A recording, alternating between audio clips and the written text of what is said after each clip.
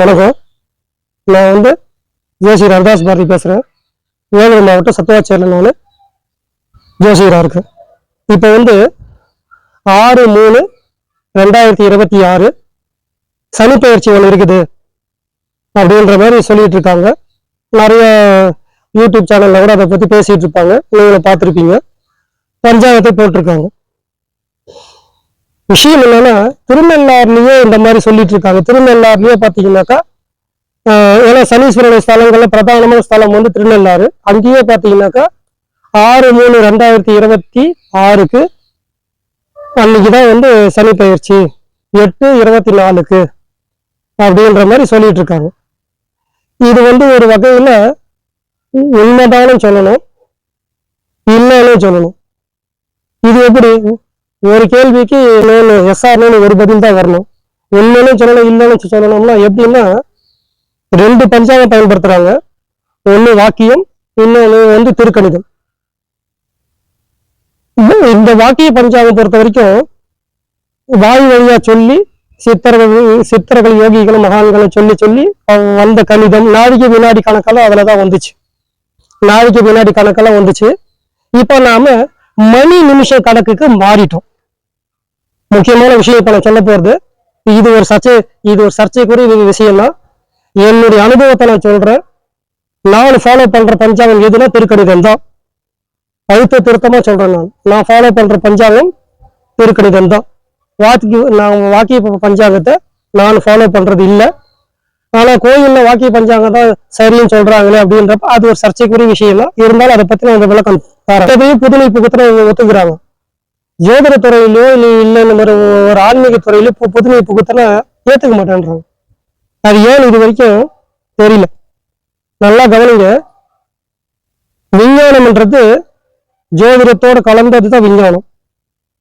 விஞ்ஞானத்தை ஒத்துக்கிறாங்க அப்படின்னா இந்த விஷயத்தை ஒத்துக்கிட்டு தான் ஆகணும். ஏன் அப்படி சொல்றேன் அப்படின்றப்போ, இப்போ விஞ்ஞானம்ன்றது ஒரு கண்டுபிடிப்புன்றது அதாவது மாறுதலுக்கு உட்பட்டது. நல்லா கவனிக்கணும். ஒருத்தர் ஒரு விஷயத்தை கண்டுபிடிப்பாரு. இந்த கட்டத்து மேல இது சரியில்லை, தவறான கருத்து இன்னொருத்தர் அதை கண்டுபிடிக்கிற வழக்கமும் இருந்திருக்கு. உதாரணத்துக்கு ஒரு காலத்துல பூமி தட்டையாதான் இருக்குன்னு தான் சொல்லிட்டு இருந்தாங்க. தட்டையாதான் இருக்கு. அதுக்கப்புறம் கோப்பர்நிக்கஸ் ஒருத்தர் தான் பூமி உருண்டையா இருக்குன்ற விஷயத்தையும் அவர் எடுத்துட்டு வந்தார். அப்போ தட்டையா இருக்குன்ற விஷயம் கண்டுபிடிச்சவரும் விஞ்ஞானி தான். ஆனா அது இல்ல உருண்டையா இருக்குன்னு கண்டுபிடிச்சவரும் விஞ்ஞானி தான். அப்ப இதுவும் மாறுதல் உட்பட்டு இருக்கு. நடைமுறையில் எது ஒத்து வருதோ அதை ஃபாலோ பண்ணணுன்றது முக்கியமான விஷயம். விஞ்ஞானப்படி நாம சொல்லணும்னா சில கிரகங்கள் இப்போ மாறுபட்டுதான் இருக்கு. அதை வச்சு கணிக்கப்பட்டதான் திருக்கணிதம்னு பேரு. ஏன் மத்திய அரசு ஒரு பஞ்சாங்கம் வெளியிடுது. இது எத்தனை பேருக்கு தெரியும் தெரியல. ஜோதிட துறையில் இருக்கிற ஜோசியருக்கு தெரியுமான்னு தெரியல. அந்த பஞ்சாங்கத்து பேர் ராஷ்டிரிய பஞ்சாங்கம்னு பேரு. திரும்பவும் சொல்ற, நம்மளுடைய சென்ட்ரல் கவர்மெண்ட் மத்திய அரசு ஒரு பஞ்சாங்கம் வெளியிடுது. இதுக்கு பேர் ராஷ்டிரிய பஞ்சாங்கம் பேர். இந்த பஞ்சாங்கம் நானு ஒரு முறை தான் வாங்கி பார்த்தா எப்படி இருக்கு தெரிஞ்சுக்கலான்ட்டு. எங்க கிடைக்கும் அப்படின்னா, நம்ம சென்னையில மயிலாப்பூர் கபாலீஸ்வரர் கோயில் எதிர்க்கு கிரீ ட்ரேடிங் இருக்கு. அங்க புக் ஸ்டால் இருக்கு. அங்க போய் ராஷ்டிரிய பஞ்சாங்கம் கேளுங்க. மத்திய அரசு முத்திரையோட இந்த சிங்கம் தலை இருக்கு இல்லையா, இந்தியாவுடைய சிம்பிள், அந்த முத்திரையோட அந்த பஞ்சாங்கம் இன்னைக்கு வரைக்கும் வெளியிட்டு தான் இருக்காங்க. வருஷம் ஒண்ணு ஆகுது. இதுக்கு பேர் ராஷ்டிரிய பஞ்சாங்கம் பேர். விஞ்ஞான முறைப்படி, அதாவது நாசா விண்வெளி ஆராய்ச்சி மையம், அதுக்கப்புறம் இஸ்ரோ விண்வெளி, நம்ம இந்தியாவில் இஸ்ரோ விண்வெளி ஆராய்ச்சி மையம், அந்த கோட்பாடு படி இந்தந்த கிரகம் இத்தனை பாதை, இத்தனை கலை, இத்தனை வெயில் இருக்குது அப்படின்ற விஷயத்த அதெல்லாம் மென்ஷன் பண்ணி அந்த பஞ்சாங்கத்தை வெளியிடுறாங்க. அது பிரகாரம் கணிக்கப்பட்டதுதான் திருக்கணித பஞ்சாங்கம். இப்ப நான் சொல்றது புரியும் நினைக்கிறேன். ஏதோ குழப்பத்த மாதிரி நீங்க யோசிக்காதீங்க. நல்லா கவனிச்சு கேளுங்க, புரியும். மத்திய அரசு வெளியிடுற பஞ்சாங்கம் ராஷ்டிரிய பஞ்சாங்கம், அதிலே திருக்கணித பஞ்சாங்க முறையில எடுத்துட்டு வந்திருக்காங்க. பல மகான்கள்லாம் சொல்லியிருக்காங்க. ஏன் காஞ்சி மகா பெரியவரே கூட புத்திசாலிங்க திருக்கணித பஞ்சாங்கம் மாறுவாங்கன்ற விஷயத்தெல்லாம் சொல்லியிருக்காங்க. ஏன்னா எதுக்கு சொல்ல வரோம்னா, ஒரு காலத்துல ஒரு செல்போன் வச்சிருந்தோம். அப்ப பாத்தீங்கன்னா அது பட்டன் செட்டு. நான் கூட அதுல பாம்பு கேம் எல்லாம் விளையாடி இருக்கேன்.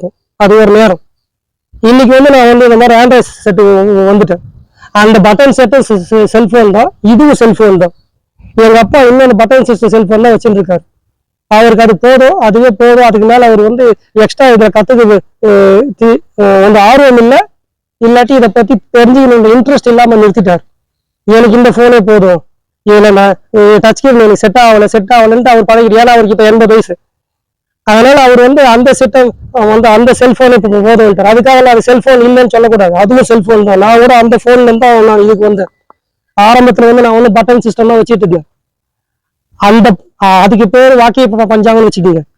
இது வந்து தெருக்கணித பஞ்சாங்கம்னு வச்சுக்கோங்க.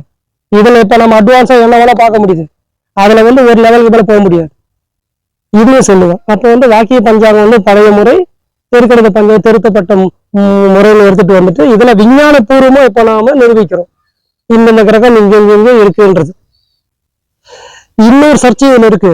வாக்கியத்துல கிரக பயிற்சி வித்தியாசம் வருதுன்னா, இப்போ சமீபத்துல வரக்கூடிய கிரகணம், சந்திர கிரகணம், சூரிய கிரகணம் கூட வித்தியாசம் வரணுமா இல்லையா? இந்த கேள்விக்கு வாக்கிய பஞ்சாங்கத்துல பயன்படுத்தணும் பதில் சொல்லட்டும். நல்லா கவனிங்க, நான் சொல்ற கேள்வி நியாயமான கேள்வியா கூட படும் உங்களுக்கு.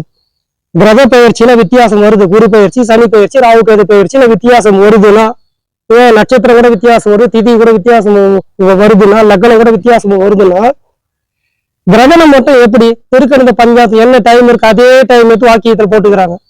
திருக்கணித பஞ்சாங்கத்துல என்ன வந்து கிரகண நேரம் போடுறாங்களோ அதே கிரகண நேரம் வாக்கிய பஞ்சாயத்து போடுறாங்க. இப்ப இதெல்லாம் வித்தியாசம் வரப்ப அந்த கிரகண நேரத்துல வித்தியாசம் வரணுமா இல்லையா? அப்ப அது மட்டும் எப்படி ஒண்ணா வந்துருது? வாக்கிய திருக்கணித ஒரே டைம்ல கிரகணம் பிடிக்குதுன்னு போடுறாங்க, இது வரைக்கும் தெரியல. இருந்தாலும் இப்ப சனி பயிற்சி என்ன பண்ண போகுது அப்படின்ற விஷயத்த நாம வந்து வாக்கிய பஞ்சாங்கப்படி பேசுவோம், திருக்கணித பஞ்சாங்கப்படி பேசுவோம். ஆனா ரெண்டுமே பலன் ஒன்னாதான் வரும். எப்படின்னா, இப்போ வக்கரமாகி சனி பகவான் வந்து கும்பத்துல இருக்காருன்னா இப்ப சொல்லிட்டு இருக்காங்க திருக்கணிதப்படி. ஆனா வாக்கியத்துல அந்த வக்கர கதையெல்லாம் அவங்க வந்து எடுத்துக்கல, கும்பத்துக்குள்ளவே வக்கரமாகறா எடுத்துக்கிறாங்க. ஆனா திருக்கணிதப்படி போன வருஷம் 2025 மார்ச் 29ஆம் தேதி சனி பயிற்சியாகி மீனத்து போயிட்டு திருப்பி வந்து வக்கரமாகி கும்பத்து வந்தாரு. இது திருக்கணிதம். மீனத்துக்கு போயிட்டு அப்ப மீனத்து போனதால அதை நாங்க சனி பயிற்சி எடுத்துக்கிட்டோம். 2025ஆம் வருஷம் 29 மார்ச்ல மீன ராசி போயிட்டார் சனி பகவான். போயிட்டு வக்கரமாய் திருப்பி பின்னோக்கி கும்பத்து வந்தாரு. ஆனா வாக்கிய பதிவாளர்கள் என்ன சொல்லிட்டாங்கன்னா, கும்பத்துக்குள்ளவே வக்கரம் ஆயிட்டாரு அப்படின்ற மாதிரி இதுக்குள்ளவே அவங்க வந்து வக்கரத்தை வச்சுக்கிட்டாங்க. அப்போ இதுதான் வித்தியாசம். இப்ப வந்து பாத்தீங்கன்னா ரிஷபராசிக்கு உண்டான பலன்களை பத்தி பார்ப்போம். வாக்கிய பஞ்சாங்கப்படி 6/3/2026 சனி பயிற்சி, இதை பத்தி நாம சிந்தனை பண்ணுவோம். இப்போ ரிஷபராசிக்கு சனி வந்து ரொம்ப ஒரு அற்புதமான கிரகம் தான். ஏன்னா 9-10 கூடையவன், அதாவது பாக்யாதிபதி, தர்ம கர்மாதிபதினு பேரு. தர்ம கர்மாதிபதி யோகம்னு பேரு. 9-10 கூடைய சேர்க்கைக்கு வந்து தர்ம கர்மாதிபதி யோகம் ஜாதகத்துல சொல்லுவோம். இங்க 9-10 கூடைய கிரகமே சனியா தான் வராரு. அதாவது மகரத்துக்கும் கும்பத்துக்கும் அதிபதி. ரிஷபராசிக்கு முழுமையான யோகக்காரகர் யாருன்னா சனி பகவான் தான். ரொம்ப விசேஷம் அவரு. எப்படின்னா, எல்லா ராசிக்கும் சில ராசிக்கு சனி கெட்டவனா இருப்பார், ஆனா சில பேர் நல்லவர் இருப்பார். அதில் ரிஷபராசிக்காருக்கு, அதே மாதிரி துலாம் ராசிக்காருக்கும் சனி நல்லவர் தான். அப்படின்றப்ப ரிஷபராசி பத்தி பேசுவோம். இப்போ ரிஷபராசிக்கு வந்து 9-10 கூடிய கிரகம் 11க்கு வராருன்னு அர்த்தம், லாபஸ்தானத்துக்கு வராருன்னு அர்த்தம். அப்போ தர்ம கர்மாதிபதி யோகம் லாபத்துக்கு போறதுன்றது கோச்சாரப்படி நன்மை செய்யக்கூடிய ஒரு விஷயம். இப்ப யாருக்கு ஜாக்பாட் அப்படின்னாக்கா ரிஷபராசிக்காருக்கு தான் இந்த சனி பயிற்சி. சொல்லலாம் ஜாக்பாட்னே சொல்லுவோமே. முழுமையான நன்மை அடையக்கூடிய ஒரு விஷயம் இது. ஏன்னா லாபஸ்தானத்து வராரு. அப்போ நிறைய லாபங்கள் கொடுக்கக்கூடிய வசதிகள் இருக்கு. ஏன்னா 11ஆம் இடத்துல 9-10 கூடன்னு போறது விசேஷம்னா, காலபுருஷ தத்துவப்படி கோச்சார சனி ரொம்ப நல்ல இடத்துக்கு வராருன்னு அர்த்தம். அதே மாதிரி நமக்கு குருவுடைய நட்சத்திரத்தை சஞ்சாரம் செய்யற வரைக்கும் கொஞ்சம் பிரச்சனை இருக்கும், போராட்டாதி வரைக்கும். அப்புறம் உத்திரட்டாதி சனி நட்சத்திரம் வரப்போ அபரிவிதமா லாபங்கள் கொடுக்க போறாரு. பூரட்டாதி நட்சத்திரம் முடிஞ்சு மீன ராசியிலேயே உத்திரட்டாதிக்கு அவர் நகருவாரு. அப்போ உத்திரட்டாதி நட்சத்திரமும் அதே மாதிரி பார்த்தீங்கன்னாக்கா ரேவதி நட்சத்திரம் சஞ்சாரம் செய்வார். இது 2 நட்சத்திரமும் அருமையான பலன்கள் தரப்போகுது. 11ஆம் இடத்துல வந்த லாபஸ்தானம், 11ஆம் இடத்துல லாபஸ்தானம் பேர் வந்த சனி. அடுத்தபடியா 3ஆம் பார்வையா தாம் வீட்டையே இப்ப பார்ப்பாரு, ரிஷபத்தையே பார்க்கறாரு அவர். அப்போ அதாவது வந்து 11ஆம் இடத்து அதிபதி லக்னத்துல வந்தாலே யோகத்தை பண்ணுவாருன்னு சொல்லுவாங்க. லாபஸ்தானாதிபதி லக்னாதிபதியோட தொடர்பு கொள்றப்ப இல்ல ராசியாதிபதியோட தொடர்பு கொள்றப்ப யோகத்தை கொடுக்கும். அப்போ ரிஷப ராசிக்கு சனி பகவான் 3ஆம் பார்வையா ரிஷப ராசியை பார்வையிடுறப்போ இது வந்து பாவ புஷ்டின்னு பேரு. உண்மையிலேயே அந்த பாவம் வந்து நன்மை அடைய போகுது, ரிஷப ராசிக்கு நல்ல பலன்கள் தரப்போகுது. இதுக்கு அடுத்தபடியா 7ஆம் பார்வையா எங்க பாக்குறாருன்னா ரிஷப ராசிக்கு 5ஆம் இடத்தை பார்ப்பாரு. 5ஆம் இடம் கன்னி வீடு. அப்போ புதனுக்கு வந்து நட்பு வீடுன்னு அர்த்தம். அது யாருக்கு? சனிக்கு நட்பு வீடு புதன், கன்னி ராசி. அப்ப பாத்தீங்கன்னா இந்த தர்ம கர்மாதிபதி ஆகக்கூடிய சனி பகவான் 11ஆம் இடம் லாபஸ்தானத்திலிருந்து தன்னுடைய பூர்வ புண்ணிய ஸ்தானம் சொல்லக்கூடிய 5ஆம் இடத்தை பார்க்கிறார். இதுவும் ஒரு வகையில நன்மை செய்யும். பூர்வ புண்ணிய ஸ்தானம்ன்றது 5ஆம் இடத்துக்கு பேரு. ரிஷபராசி 5ஆம் இடம் கன்னியா வரும். பூர்வ புண்ணிய ஸ்தானம் பேர். பூர்வ புண்ணியம் பலம் அடைஞ்சாக்கா இது வந்து பாத்தீங்கன்னா ரொம்ப நாளா குழந்தை பாக்கியம் இல்லாதவங்க இப்போ சனி பெயர்ச்சினால குழந்தை பிறக்கக்கூடிய வாய்ப்புகள் இருக்கு. நிறைய பேர் யோசிப்பீங்க, குரு தானே புத்திரக்காரன், ஏன் சனியை பத்தி பேசுறீங்கன்னு. கோச்சாரத்துல நமக்கு நன்மை செய்யக்கூடிய கிரகம் நல்ல இடத்துக்கு வர்றப்போ நம்மளோட புத்தக ஸ்தானத்தை அவர் பார்வை செய்யறப்போ கண்டிப்பா குழந்தை பாக்கியம் கிடைக்கும். இது முக்கியமான விஷயம். இது அப்ப சனியினால புத்திர ஸ்தானம் கொடுக்க முடியும்ன்றது இது ஒரு எடுத்துக்காட்டு. அப்போ 5ஆம் இடம் புகழ், கீர்த்தி, பதவி உயர்வு, கௌரவம், முக்கியமா கௌரவத்துல கொடுக்க போறாரு. சனி பார்த்தா கெடுக்கும்னே சொல்லக்கூடாது, சனி பார்த்தா நன்மையை செய்யும். இப்ப இந்த ரிஷபராசிக்காருக்கு இது பொருந்தும். அப்ப கௌரவம், கீர்த்தி 5ஆம் இடத்தை பார்க்கறது கௌரவம், கீர்த்தி, புகழ் எல்லாம் தரப்போறாரு.